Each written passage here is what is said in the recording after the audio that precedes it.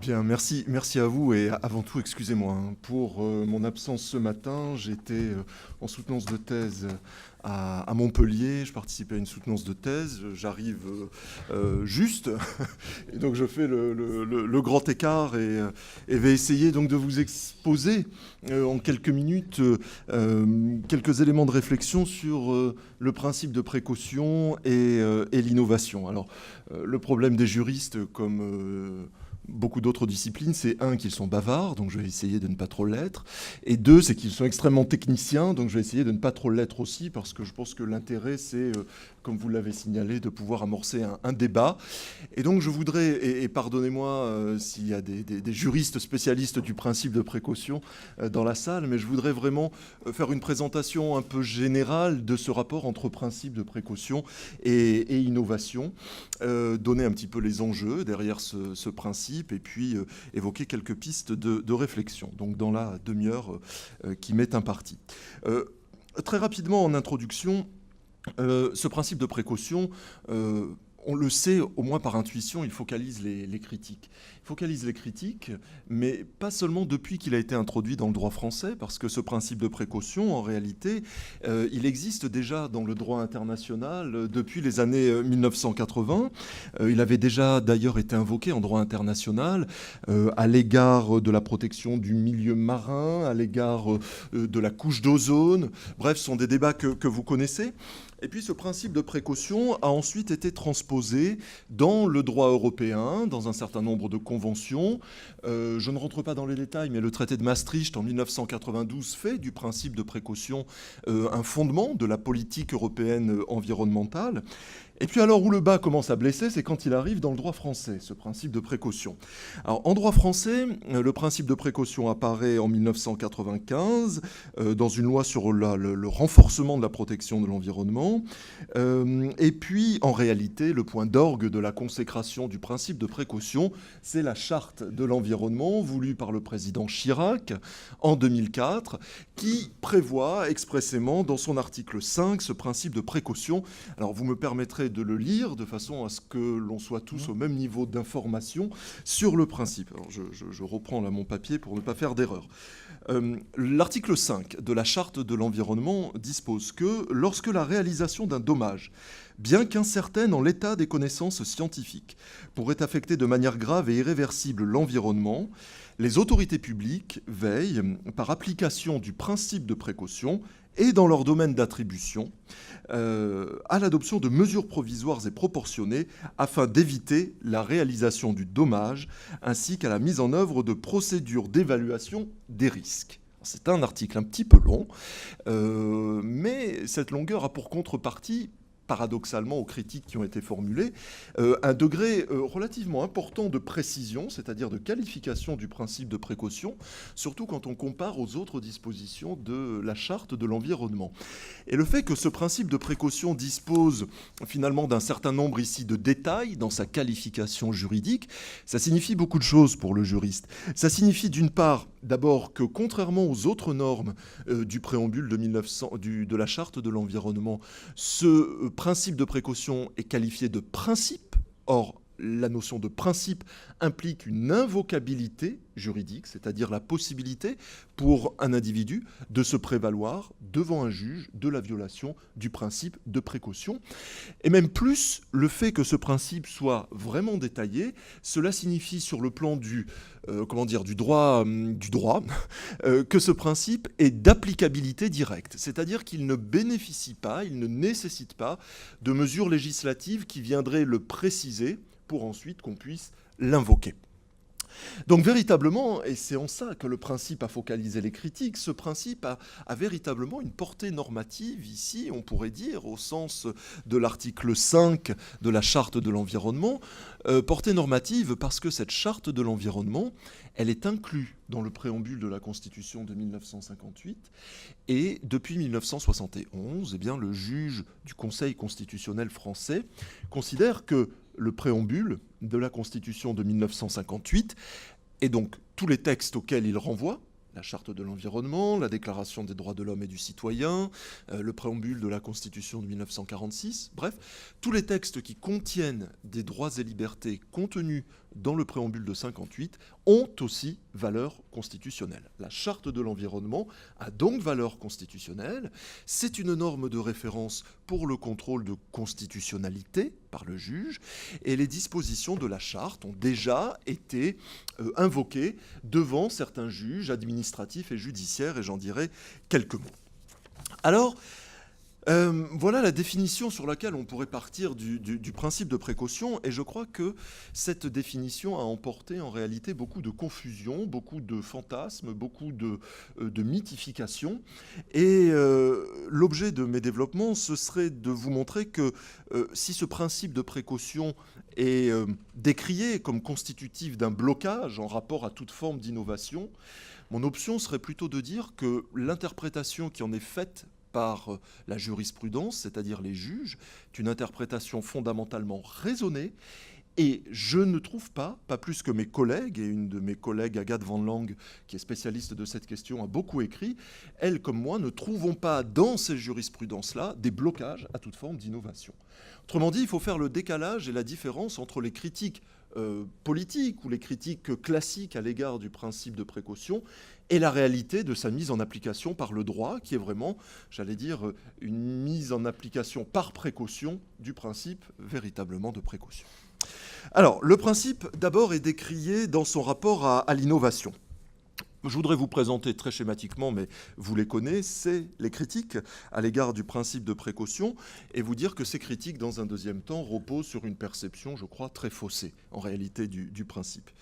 Alors, les critiques. Le principe de précaution, c'est le principe au terme duquel des autorités publiques préféreraient bloquer un processus d'innovation, paralyser la recherche, plutôt que de prendre des décisions pour réaliser les études adéquates.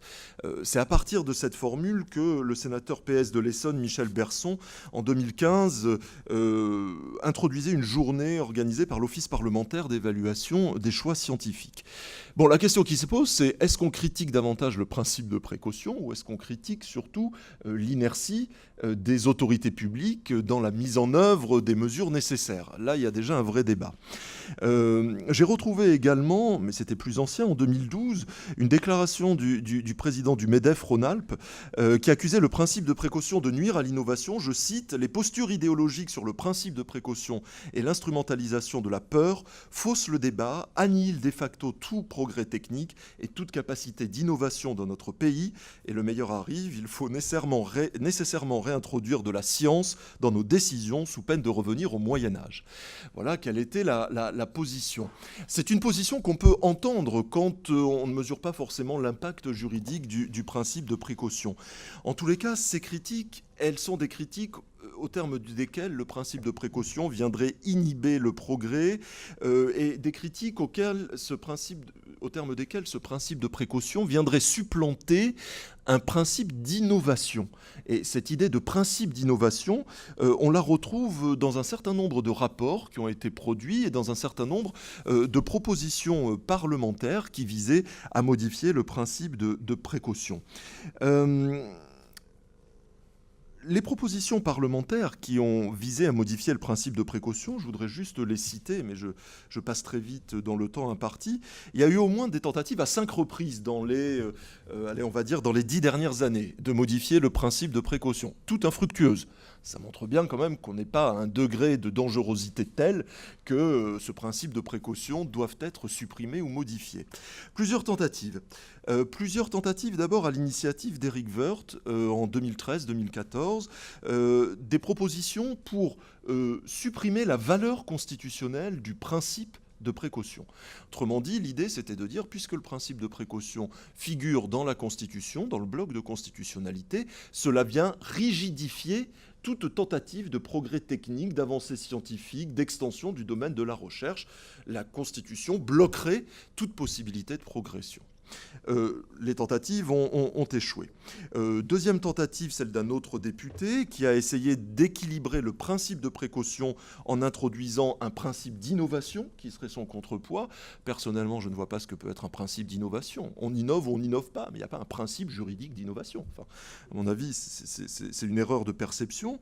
Le Sénat, le sénateur Bizet, troisième proposition, avait, lui, alors été encore plus loin. Il avait proposé de modifier la charte de l'environnement pour exprimer plus clairement que le principe de précaution est aussi un principe d'innovation.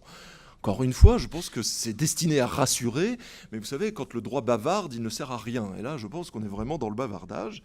Et enfin, dernière proposition, alors là, c'était vraiment une mutation du principe de précaution. C'était Christian Jacob, en 2015, qui avait proposé un amendement visant à transformer, c'est-à-dire en fait à supprimer, le principe de précaution pour le transformer en principe d'innovation. Tout ça, à mon avis, repose, c'est la deuxième idée de cette première partie, sur une fausse perception du principe. En tous les cas, une compréhension maladroite qui repose peut-être sur une mauvaise information. Je crois que, pas plus qu'il ne s'oppose à la recherche, le principe de précaution ne constituerait un obstacle à l'innovation technologique.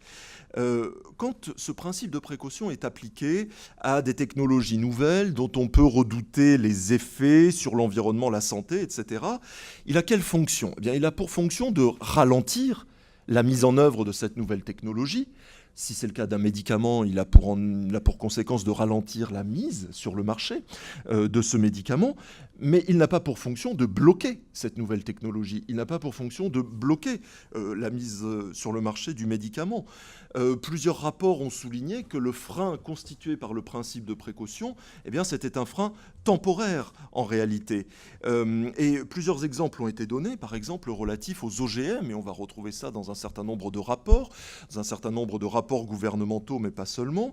Le fait d'appliquer le principe de précaution aux OGM, quelle a été la conséquence ? La conséquence, ça n'a pas été de freiner l'innovation. Moi, je pense au contraire que la conséquence, ça a été de relancer l'innovation, parce qu'il a fallu trouver des produits alternatifs, des technologies alternatives aux OGM, et donc on a incité ainsi à redoubler l'effort scientifique. Enfin, c'est ma perception, mais on peut la discuter. On a incité à redoubler l'effort scientifique, l'effort d'innovation technologique, la mise en place de produits de substitution, etc. Et on pourrait avoir cette lecture du principe de précaution à travers d'autres domaines dans lesquels le principe de précaution pourrait éventuellement être appliqué, qu'il s'agisse des ondes radioélectriques, des nanotechnologies, éventuellement du nucléaire. Certains se sont posé la question de savoir si le risque nucléaire était couvert par le principe de précaution. Eh bien, dans tous ces cas-là, et tous les risques liés à la santé publique, on peut tout à fait peut-être avoir la lecture d'un principe de précaution qui bloque. Moi, je préfère avoir la lecture contraire, c'est-à-dire d'un principe de précaution à valeur préventive. Je ne dis pas que le principe de précaution est un principe de prévention, mais c'est en tous les cas un principe d'information qui oblige l'autorité publique à recueillir des données scientifiques suffisamment convaincantes pour ensuite pouvoir prendre une décision et donc inciter la recherche et donc inciter l'innovation à dépasser le frein pour essayer d'aller plus loin. Au cœur de toutes ces questions-là, c'est la question du risque zéro. Vous savez que les autorités publiques invoquent souvent le principe de précaution en disant grâce au principe de précaution, on se couvre parce que le risque zéro doit être un objectif à atteindre. Mais le risque zéro, il est inatteignable. Il ne peut pas y avoir de société sans risque. La question du rapport entre innovation et précaution, c'est la question, je pense, de la mesurabilité du risque, avec une sorte d'échelle de risque. Le risque est-il admissible, acceptable, inacceptable, intolérable? Et en fonction de la gradation du risque, eh bien, vous déclinez le principe de précaution dans sa mise en application et vous démultipliez les mesures qu'on pourrait appeler conservatoires, c'est-à-dire les mesures qui vont permettre de protéger l'environnement ou la sécurité publique, la santé publique, qui sont les deux domaines d'application, et permettre aussi de protéger l'autorité publique, parce que c'est ça, derrière les réflexions sur le principe de précaution, c'est protéger l'autorité publique pour ne pas que cette autorité publique soit accusée de ne pas avoir été suffisamment préventive sur un certain nombre de risques, avec toutes les conséquences que vous connaissez en termes d'éventuellement mise en cause de la responsabilité des autorités publiques. Alors, plusieurs auteurs, plusieurs collègues avaient relevé le propos de Yann Aguilat. Yann Aguilat est un conseiller d'État. Vous savez, le Conseil d'État est la plus haute juridiction administrative française. Et j'ai trouvé la formule absolument parfaite de Yann Aguilat qui résume l'esprit du principe de précaution. Et il dit « Le principe de précaution, c'est agir même si l'on n'est pas certain de l'existence d'un risque. Mais le principe de précaution, ça n'est pas ne rien faire tant que l'on n'est pas certain de l'absence du risque. Autrement dit, le principe de précaution, ça n'est pas l'abstention. Le principe de précaution, c'est l'action. Mais c'est l'action éclairée, c'est l'action rationnelle, c'est l'action éclairée par les recherches scientifiques, c'est l'action éclairée par un certain nombre de preuves scientifiques. Et c'est dans ce cadre-là que l'on doit comprendre le principe de précaution. Et je crois que la jurisprudence française, c'est-à-dire les décisions de justice françaises, ont une appréciation plutôt mesurée, plutôt pondérée, plutôt encadrée de ce principe de précaution, dans cet esprit que je viens de vous décrire, et c'est ce que je voudrais vous démontrer maintenant dans un second temps. Donc, un principe de précaution au soutien, disons-le, d'une innovation raisonnée. Ce n'est pas une innovation délurée, évidemment. Le principe de précaution soutient, à mon sens, l'innovation, mais de manière rationnelle, de manière raisonnée, de manière pondérée. Je crois que tous les présupposés que l'on vient d'évoquer autour du principe de précaution sont véritablement remis en cause par la jurisprudence, pour deux raisons. D'une part, parce que la jurisprudence, c'est-à-dire les décisions des tribunaux, ont opéré une extension du champ d'application du principe de précaution, mais cette extension, elle était nécessaire au regard du progrès technologique. C'est ma première idée. Et la deuxième idée, c'est qu'en conséquence de cette extension, eh bien, le principe de précaution voit paradoxalement son application extrêmement encadrée, extrêmement mesurée, extrêmement contrôlée, là aussi dans l'interprétation qu'en fait le juge. Donc une extension. D'abord une extension de l'objet du principe de précaution. Je dirais que l'extension du domaine du principe de précaution, elle a été justifiée par l'avancée des sciences, l'avancée de la technologie.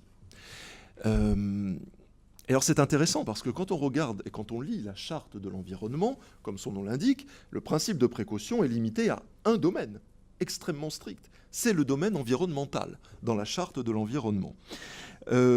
Simplement, si le domaine environnemental est extrêmement ciblé, c'est parce que, et là c'est ma collègue que je citais tout à l'heure, Agathe Van Lang, professeure de droit, c'est parce que cette collègue avait relevé que les lobbies pharmaceutiques et les lobbies médicaux avaient fait une pression telle sur le législateur au moment de l'adoption de l'article 5 de la charte, que du coup, la question du risque sanitaire, c'est-à-dire la santé publique, avait été évacuée du champ d'application du principe de l'environnement, du principe de précaution.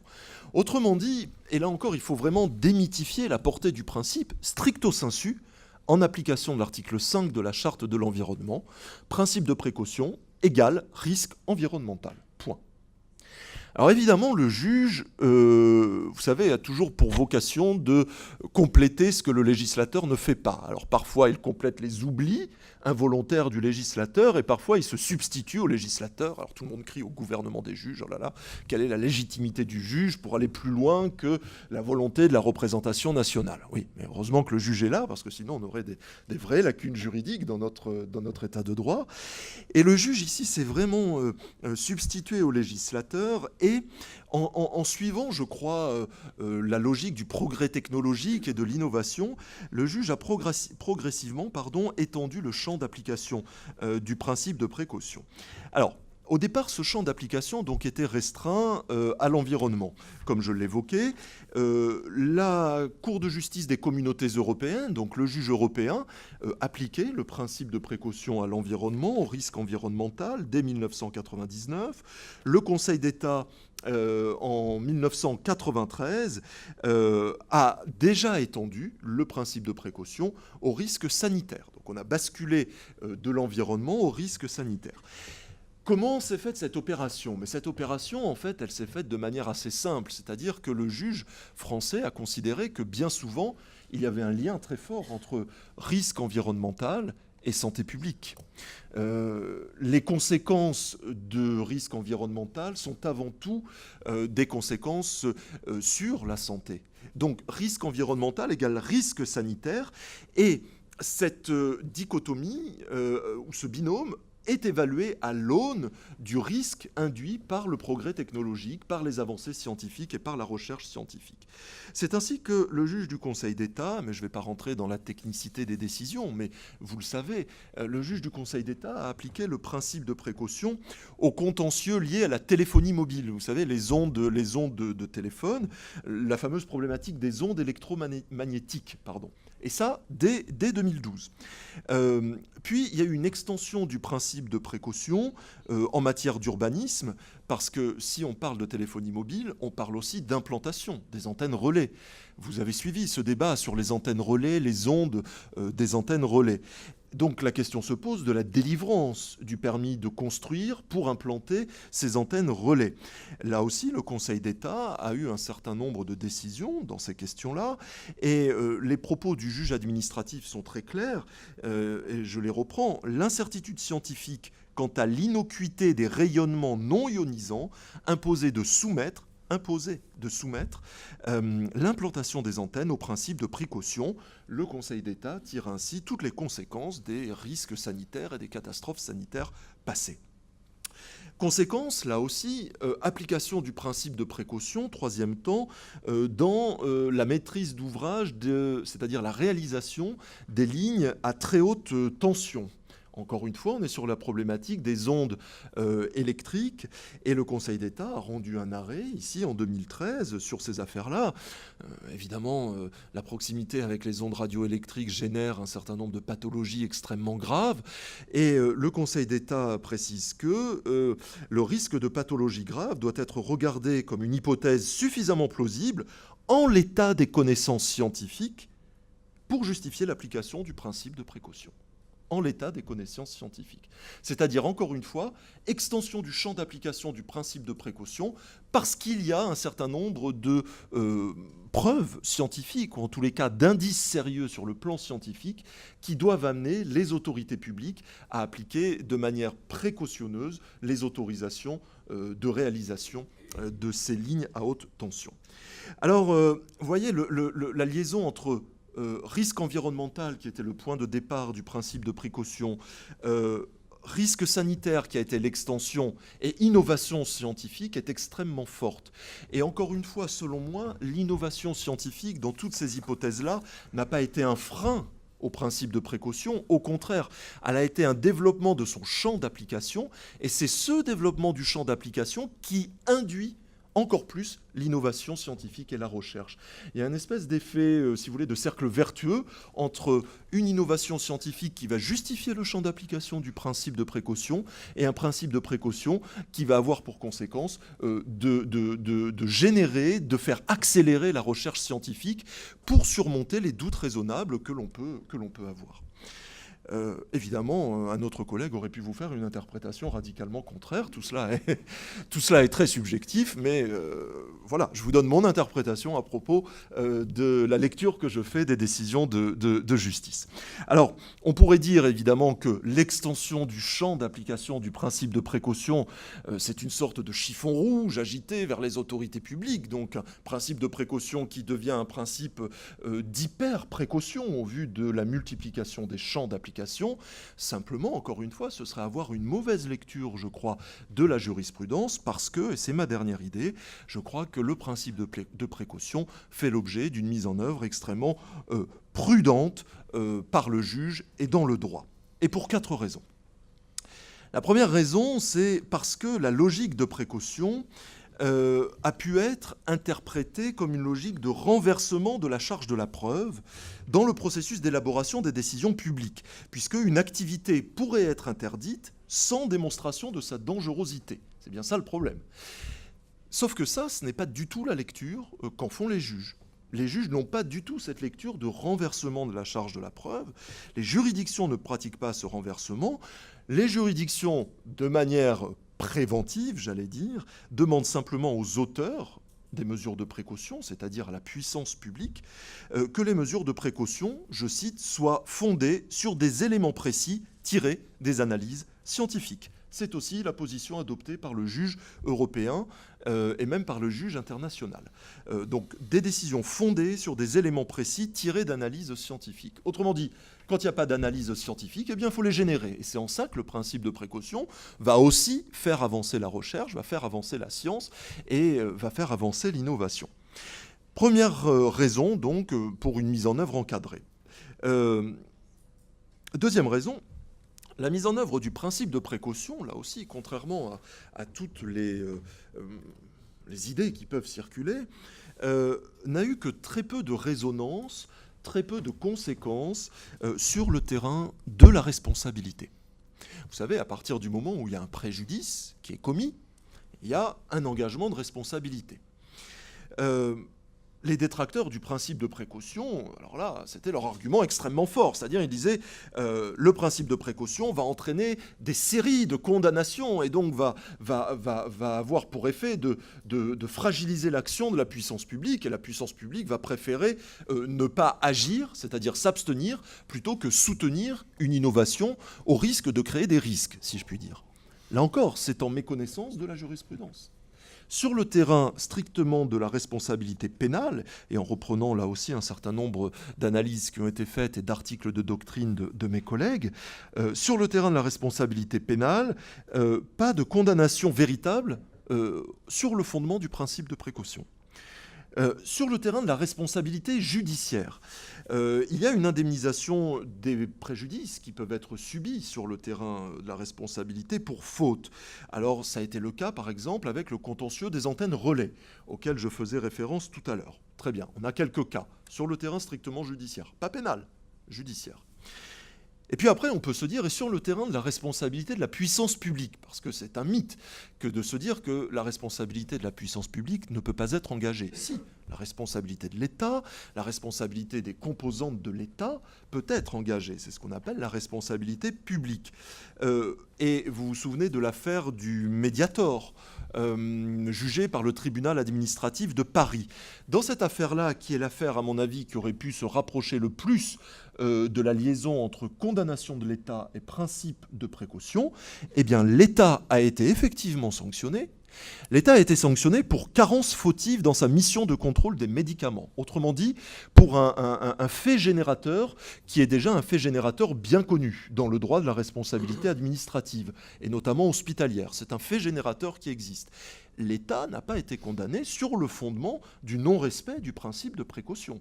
Certes, il y a eu des allusions très implicites au principe de précaution dans le raisonnement, mais le principe de précaution ne constitue pas le fondement juridique même de la décision de mise en responsabilité de l'État. Donc vraiment, encore une fois, vous voyez un juge extrêmement attentif sur les conséquences à tirer du principe de précaution sur le terrain de la responsabilité. La troisième raison qui me fait dire que le principe de précaution est appliqué de manière très précautionneuse par le juge, c'est que vous avez certainement entendu parler que désormais les individus, vous et moi, nous pouvons nous adresser au juge constitutionnel sur le fondement d'une procédure, je ne vais pas l'expliquer là, qui s'appelle la question prioritaire de constitutionnalité, la QPC, qui permet très schématiquement pour un individu de contester la non-conformité d'une disposition législative à un droit ou à une liberté qui serait contenue dans la Constitution. Il y a eu 3 décisions du Conseil constitutionnel qui ont été rendues sur le principe de précaution. Dans aucune de ces décisions, le Conseil constitutionnel, à ce jour, et si je ne me suis pas trompé, n'a reconnu l'invocabilité en question prioritaire de constitutionnalité du principe de précaution. Autrement dit, le Conseil considère que le principe de précaution, à ce jour, et encore une fois, en tous les cas jusqu'en 2015, mais je ne crois pas avoir oublié de décision, le Conseil considérait que le principe de précaution ne peut pas être une liberté fondamentale comme toutes les autres libertés, et à cet égard, on ne peut pas contester une disposition législative qui serait contraire au principe de précaution. Donc vraiment, encore une fois, encadrement de ce principe de précaution. Enfin, et je conclus, ce principe de précaution voit sa mise en œuvre très mesurée parce que tout simplement son application est triplement conditionnée. D'abord, la mesure de précaution doit être proportionnée au risque redouté. D'accord ? Il ne faut pas qu'il y ait d'inadéquation entre la nature de la mesure de précaution et le risque redouté. Il faut qu'il y ait vraiment un principe de nécessité, une adéquation entre les deux. Ensuite, la mesure de précaution n'est pas une mesure définitive. C'est une mesure tout à fait modifiable, révisable, soumise à un réexamen régulier, c'est-à-dire que la mesure de précaution est adoptée en l'état des connaissances scientifiques, mais les connaissances scientifiques vont évoluer. Il y a une démarche scientifique rationnelle, constante, qui va permettre certainement d'apporter des contre-rapports ou de nouvelles informations sur le risque tant redouté. Et ces nouvelles informations scientifiques, liées au progrès, liées à l'innovation, pourraient permettre à l'autorité publique de reconsidérer sa position vis-à-vis du principe de précaution. Et puis enfin, j'insiste, et c'est la dernière condition, c'est que le principe de précaution, il ne prédétermine pas la décision de l'autorité publique. Encore une fois, principe de précaution, c'est un principe, je dirais, de procédure qui va permettre à l'autorité publique d'éclairer son choix. Autrement dit, l'autorité publique peut interdire ou peut autoriser. C'est son appréciation du principe de précaution. Le principe de précaution, je dirais, c'est un principe de procédure éclairant le choix de l'autorité publique.